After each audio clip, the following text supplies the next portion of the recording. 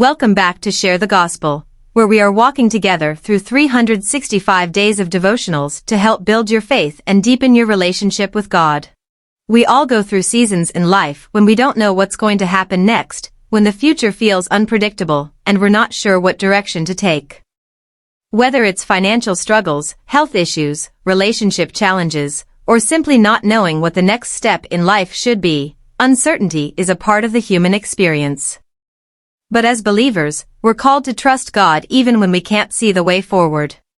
Proverbs 3 verses 5 to 6 says, "Trust in the Lord with all your heart and lean not on your own understanding. In all your ways submit to Him, and He will make your paths straight." This passage is a beautiful reminder that God doesn't ask us to figure everything out on our own. Instead, He calls us to trust Him with all our hearts, to lean on His wisdom and guidance rather than our limited human understanding.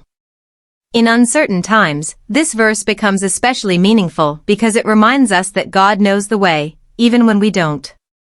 But what does it actually look like to trust God in uncertain situations?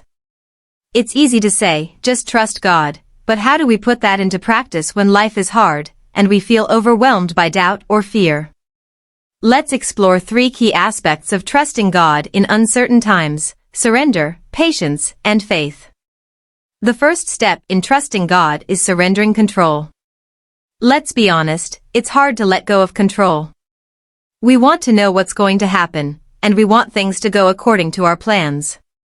But part of trusting God is realizing that His plans are better than ours, even when we don't understand them. In the Bible, we see many examples of people who had to surrender their plans and trust God's bigger picture. Take Abraham, for example. In Genesis 12, God called Abraham to leave his homeland and go to a place that He would show him. Abraham didn't know where he was going, but he trusted God and obeyed. That kind of surrender requires deep faith because it means letting go of our desire to control every detail of our lives and trusting that God's way is better.